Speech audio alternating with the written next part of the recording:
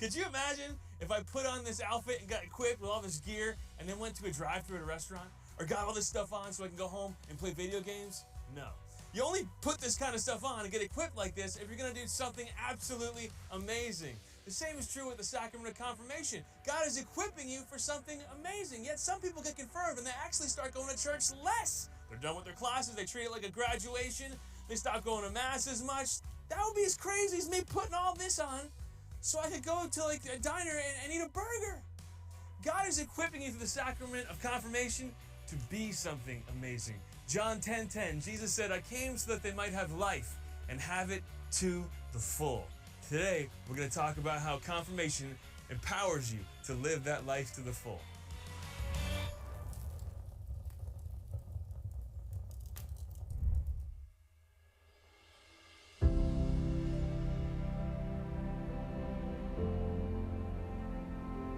The apostles knew everything there was to know about Jesus. They followed him around for 3 years. All right, they knew all that he taught, and they had the best news in human history. You know, they saw him rise from the dead, so they knew we didn't have to fear death anymore. They knew how much God loved us, that he'd become one of us, suffer, die, rise for us. But despite the fact that they knew all that, they didn't have the power to put it into action in their lives. It was in their heads, but it wasn't yet in their heart and lives. And that makes sense, you know, because Christianity is hard to live.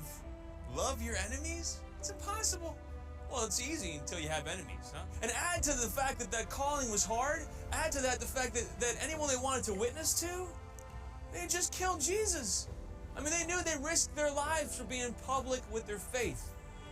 They had the knowledge, they didn't have the power to live it out. It's kind of like a car that didn't have gas.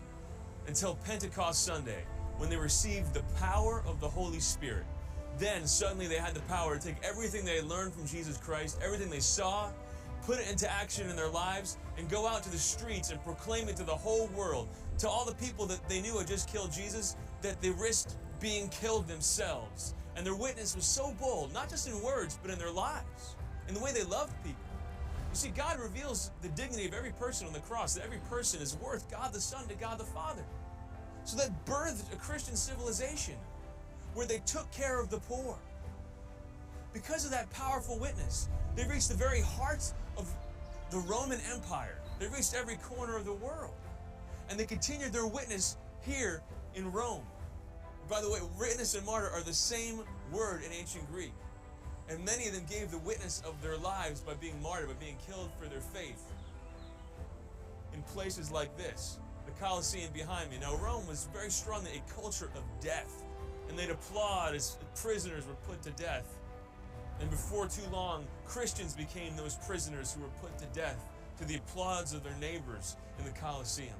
As the Emperor Nero had them hung on crosses and lit on fire, actually to light up places like the Colosseum, would cover them in animals' clothing and have them be ripped apart by beasts.